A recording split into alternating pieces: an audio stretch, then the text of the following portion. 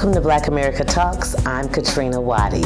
We take you inside an organization that not only takes young men off the street, but they also provide mentorship in helping these men turn their lives around.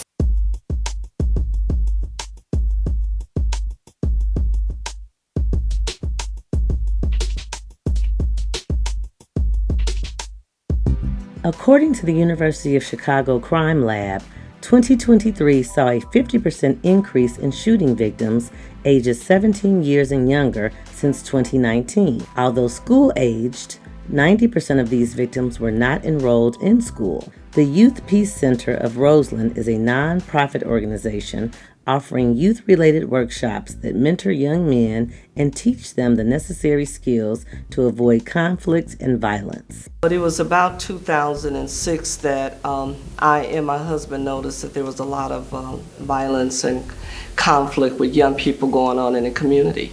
And so a local high school, we can always tell when the high school was being dismissed because we'd hear helicopters.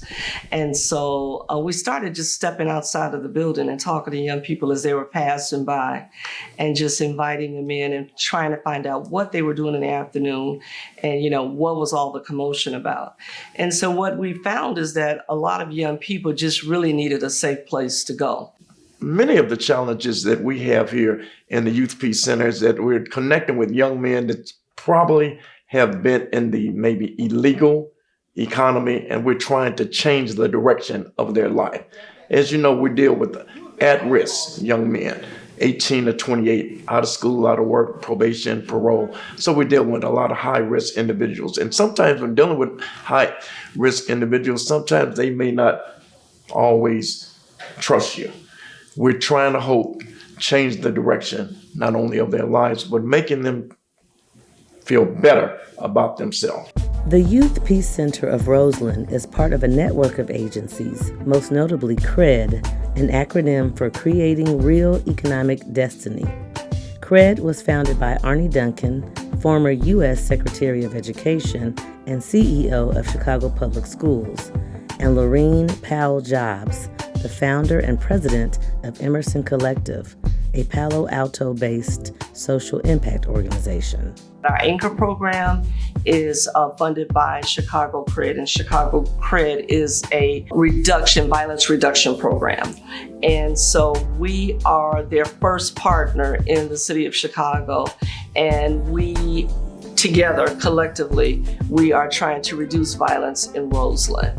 And I'm very happy to report that we're down 35% this year, 2024, in this community.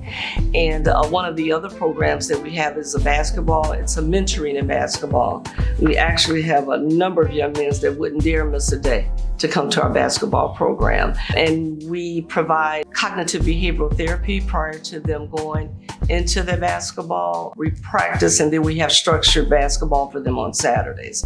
We also have Project Connect, which is a program that we try to connect community kids to resources and opportunity. And we also have our summer youth employment program and our job readiness training program. And most of those programs serve young people from ages 16 to about 26 years old. We've partnered with Penn Foster, and we have individuals who do not have a high school education. If you don't have high school education, you can get a high school education and graduate right here at the Youth Peace Center through the auspices of Penn Foster. And so it probably takes them about 4 months. We get their credits. We have a fabulous educational team with a coordinator and a tutor who helps them. And they leave not only with the high school diploma, but we also have them involved with a graduation. They walk across the stage, they receive their diploma and a stipend, and they feel good about themselves. Sometimes they don't make it in high school, but when they leave the Chicago CRED program, YPC program, they actually feel good about themselves, that they have accomplished something that they always wanted to do. I come in here by myself. I choose to come in myself. I'm fighting for my life right now, and I didn't have to separate myself from the people I grew up with, loved the most, and hung out with all my life. And ain't nobody literally reaching out to me besides the people in this program. And I'm fighting for my life. They don't care about nothing that's going on when I go to court. Literally, they don't ask me, am I hungry when I'm at home? They don't ask me, do I need a ride to the Peace Center, literally.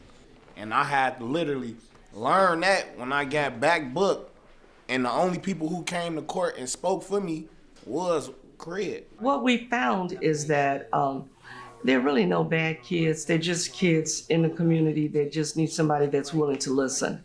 And we have been very effective in building relationships with young people. And when they feel like they have a safe place to come to and that there are people who really care about them, they'll open up to you. And we do a lot of listening.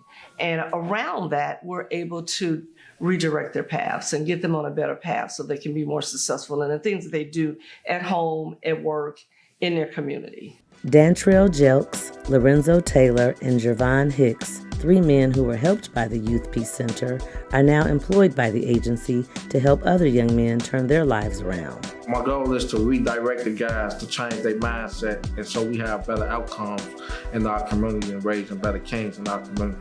Because a lot of times we need someone to help push us in the right direction, but we don't always have the answers ourselves. So the reason of being life coaches, we set to be a mentor in these guys' lives to show them step by step on how to change their life.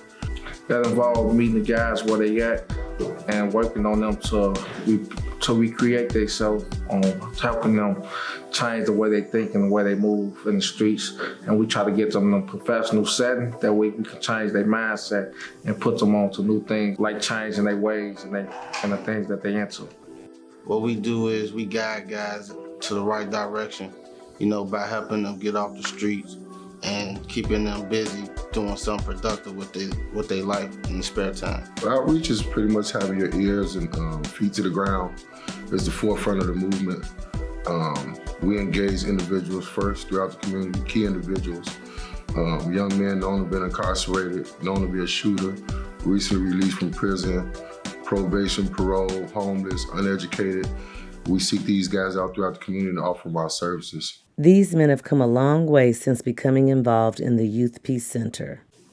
I felt like I was trying to find a way to help cope with the things I was going through at home. And a lot of times I didn't understand what I was going through because I didn't know the terminology of trauma and everything.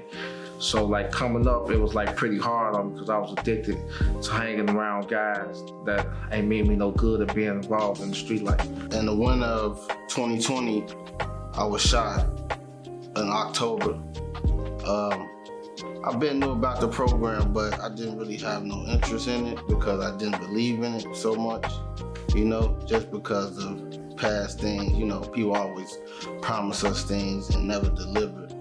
But once I was shot, I just had time to think, do I want to keep going down this path in my life or do I want to make a change? So I decided to get a program change.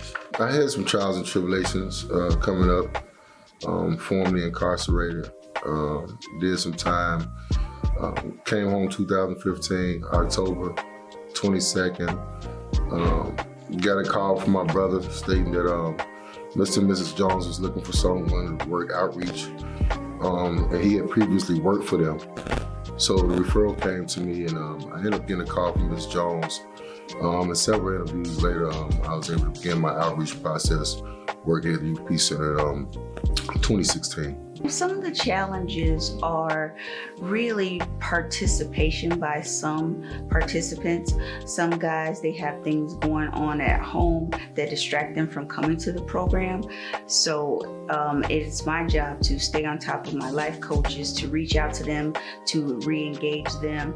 And sometimes if they aren't responsive to a life coach, then I will contact them, talk to them. If I see them in the building, I'll pull them aside. Those are some of the challenges that I face. Another challenge is when guys come in the building and they may be having a rough day and they just aren't getting, what they want to hear. I give them a motherly touch, and I'll pull them in my office, talk to them, make them smile, make them laugh, and then they can resume the rest of the day. We're so happy that we have almost 10 individuals who have went through our program and that we have hired here with the Youth Peace Center Roseland. There's tough work out here, and there's a lot of young people out here, and we all have to be working together in order to solve this huge issue around youth violence and youth development. And our doors are open. We want to serve as many young people as we can. I think one of our biggest obstacles is funding. We can serve more people if we can get more funding to serve those young people. We're very interested in expanding services here. We have space to expand, but we need donors to help us to make that happen. Young Black men are near and dear to our hearts. And if we can solve the issue of youth violence and young people not hurting each other, I think that we would see a tremendous change in communities across the city. That's what we really want to do. Some have started off as a peer program, the outreach program. Now they're case managers. It's just makes us feel ecstatic when we see the young men that came from the streets and knowing now that they are not only productive citizens, but they're doing great work, and they're working right here at the Youth Peace Center Roseland. And then one of the things that I like, the fact that we have connected with these young men and we've connected with the community. And so I'm real proud of what we have done, what we have accomplished, and we're reducing violence. And to that end, members of the Youth Peace Center recite a peace pledge. I am here because I want more. I'm here because I can do more. But not only for myself, but for my family, my community, my city. I deserve more. No one owes me anything. I earn my way. I value life, not take it. I know I'm not perfect, but I'm willing to grow.